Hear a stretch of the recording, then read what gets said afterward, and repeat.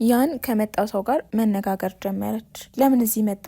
የጸደይ በዓል ስለሆነ ስጦታ ላመጣልሽ ፈልጌ ነው፣ እባክሽ ተቀበይኝ ብሎ ስጦታ ሰጣት። አይ አመሰግናለሁ፣ አባቴን የገደልከው አንተ ባትሆንም እኔና እናቴ ግን ልናይ አንፈልግም፣ ሂድ አለችው። ያመጣውን ስጦታ ግን ሊያስፈልጋቸው እንደሚችል ነገራት። እሷም እንደማያስፈልጋት አጥብቃ ነገረችው። ከዛም ያመጣውን ስጦታ ግማሹን ለሷ ወስዳ የቀረውን ለጎረቤት እንድትሰጥ ይነግራታል። እሷም አልፈለገችውምና እምቢ ትለዋለች።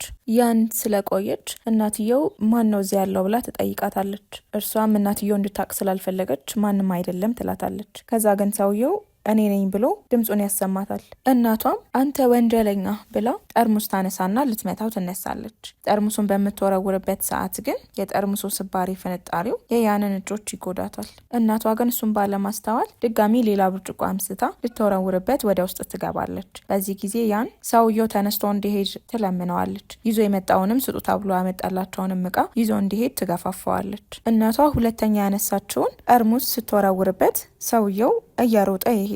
ነገር ግን ያን እንድትከተለው ታዛታለች። ያንን ስላላደረገችም ደግሞ ከአባቷ ገዳይ ጋር እንደተባበረች ትገልጽላታለች። ጎረቤቶቻቸው ውጭ ወጥተው እየተመለከቷቸው ነበር። እናትየውም ተናዳባት ትታት ትገባለች።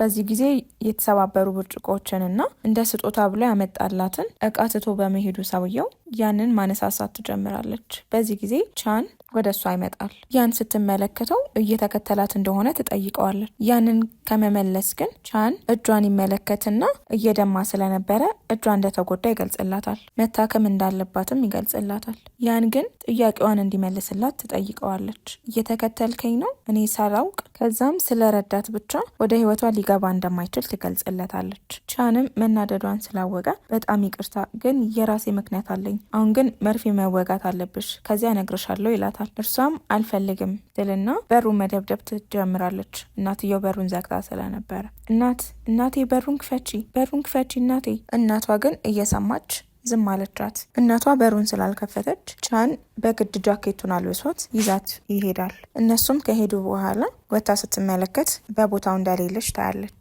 ያንም ከቻን ጋር በመኪና ውስጥ ገብታ እየሄደች መርፌውን ከተወጋች በኋላ እንደሚነግራት ቃል የገባላትን ነገር አሁን እንዲነግራት ትጠይቀዋለች። ቻንም መናገር ይጀምራል። መጀመሪያ የረዳዎች በእውነት ላለኝ አድናቆት ነበር። ነገር ግን አንድ ቀን ካፌ ውስጥ ሳለሁ በአጋጣሚ ለማኞችን ስትረጃ አየሁኝ። ያን በአንድ ወቅት የረዳቸውን ለልጁ ምግብ እንዲገዛለት የሰጠችውን ቀን አስታወሳት። ከዛም ያ ቅጽበት ትንሽ እህቴን አስታወሰኝ። እሷም ልክ እንዳንቺ በልጅነቷ ደግ ነበር። ምንም እንኳን ትንሽ የኪስ ገንዘብ ቢኖራትም የተቸገሩትን ትረዳ ነበር ብሎ ይነግራታል። ትንሽ እህት አለ ብላ ትጠይቀዋለች። ከወላጆቿ ጋር ውጭ ሀገር ናት ብሎ ይመልስላታል። ነገር ግን የ13 ዓመት ልጅ እያለች እንደሞተችም ያስረዳታል። ታናሽ እህቱ የልብ ህመም እንደነበረባትና በዛ ምክንያት እንደሞተች ይገልጽላታል። እርሷም አዝና በጣም አዝናለሁ፣ አላወቅኩም ነበር እኔ ብላ ልታስረዳው ትሞክራለች። እርሱም ምንም አይደለም፣ ታውቂያለሽ፣ አንቺን ሳይሽ አንዳንዴ እሷን ታስታውሽኛለሽ። እሷ በህይወት ብትኖር ኖሮ ያንቺ እድሜ ላይ ትሆን ነበር ብዬ አስባለሁኝ።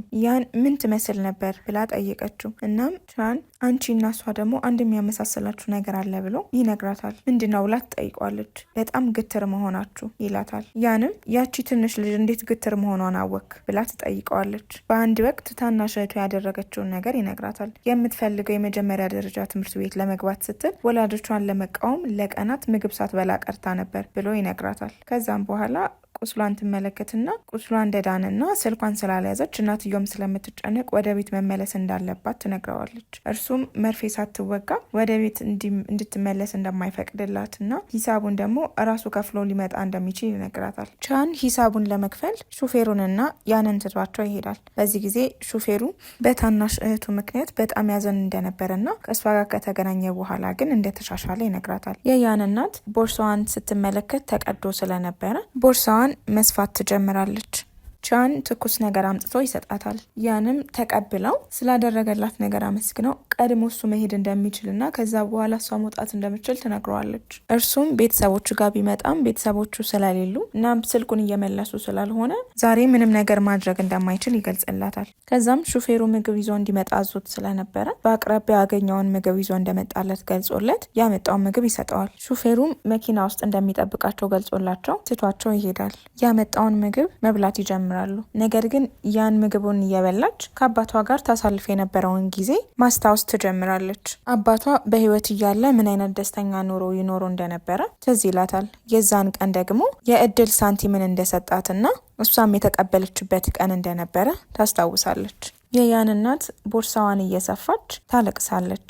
ቻን ያንን በመኪናው ሰፈሯ ያደርሳትና ከእናቷ ጋር ምንም አይነት የተሳሳተ አረዳድ እንኳን ቢኖራት ጥሩ ንግግርን እንድታደርግ ይነግራትና ቻን በሩን ከፍታ ልትወርድ ሲዘጋጅና ተመልሳ ታየዋለች። ችግር እንዳለ ይጠይቃታል። ከዛም ገንዘብ ካለው እንዲያበድራት ትጠይቀዋለች።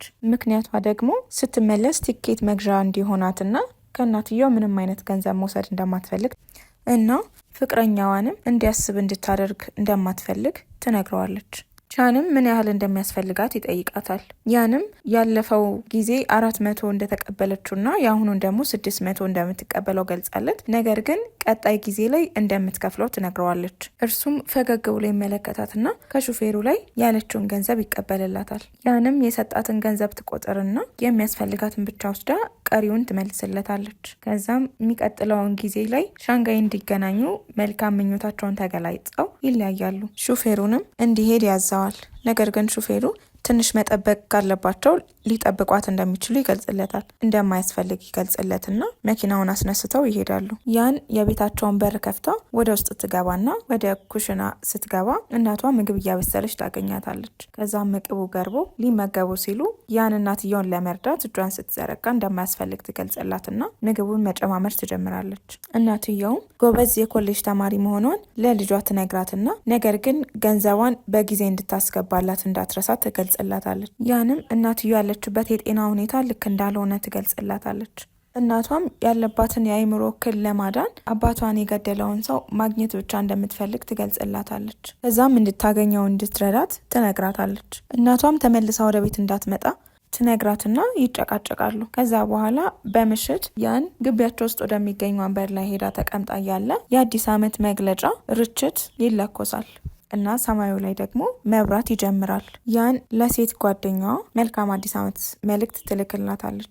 ሻንም ከቤተሰቦቹ ጋር አዲስን ዓመት እያሳለፈ በመመገቢያ ጠረጴዛ ላይ ተቀምጦ ነበር። ከዛም ይቅርታ ጠይቋቸው ከጠረጴዛው ላይ ይነሳና ስልክ መደወል ይጀምራል። ሻንም ለምን ስልኩን እንዳልመለሰችለትና ሳትደውል እንደቆየች ይጠይቃታል። እርሷም ስልኳ ባትሪ ዘግቶ እንደነበረ ትገልጽለታለች። ለሌላ ጊዜ እርሷ ስትደውልለት አለማንሳት እንደሚችል ትገልጽለታለች። ከዛም እሷን ይሁን ራሱን እየቀጣች እንደሆነ ይጠይቃታል። እሷም ትስቅበታለች። ከዛ በኋላ ቀኑን ያሳለፈበትን መንገድ ይገልጽላታል። እራት መብላቷን ይጠይቃትና አሁን ምን እያደረገች እንደሆነ ይጠይቃታል። ከዛ እሷም እየተመለከተች የነበረውን የርችት ብርሃን ፎቶ አንስታ ትልክለታለች። እንደሚያምር ገልጾላት ከዛም ከእናቱ ጋር ለጥቂት ጊዜያት አሜሪካ ሊሄድ እንደሆነና በሚቀጥለው ሴሚስተር ሊገናኙ እንደሚችል ይነግራታል። እርሷም መሄድ እንደሚችል ትነግረዋለች። ከዛ እናቱ ትመጣና በስልክ እያወራ ያለው ሰው ማን እንደሆነ ትጠይቀዋለች። እናትየውም ምግብ ጠረጴዛ ላይ እየጠበቁት እንዳለና እህትና ወንድሞቹ ደግሞ የሰጡትን ፖስታ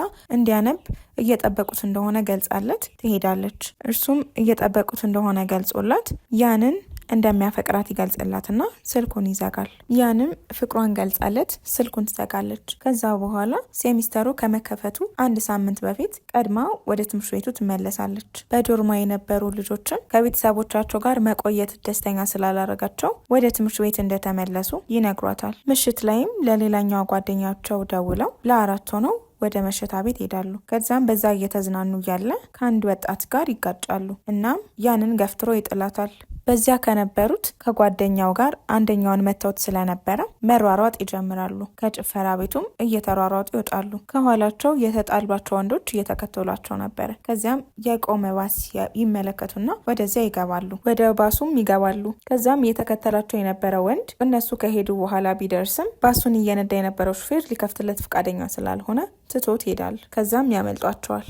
እነሱም በመሮጧቸው በጣም ደክሟቸው ስለነበረ ይቀመጣሉ። ከዛም ሹፌሩ የታክሲ ገንዘብ እንዳልከፈሉት ይነግራቸውና ጓደኛዋ ተነስታ ይቅርታ ጠይቃ ትሰጠዋለች። ተቀምጠውም ውስጥ ስለተፈጠረው ነገር መሳሳቅ ይጀምራሉ። ምን ያህል እንደተጎዱም ያወራሉ። በዚህ መሀል ለያንና ለጓደኛዋ መልእክት ይገባላቸዋል። መልእክቱም ኤምጂ ከሚባል ድርጅት ነበረ። ከዛም ያን ፕሮፋይሏ ጥሩ እንደሆነና ለኢንተርቪው እንደጠሯት የሚገልጽ መልእክት ነበር የላኩላት። ጓደኛዋም ተቀብላ የተጻፈውን መልእክት ጮክ አድርጋ ድምጿን ታነብላቸዋለች። ሌላኛ የተላከላት ጓደኛዋም አልፋ ስለነበረ በዛ ጠንክረው እንደሚሰሩ ተነጋግረው እጅ ለእጅ ይገጫጫሉ።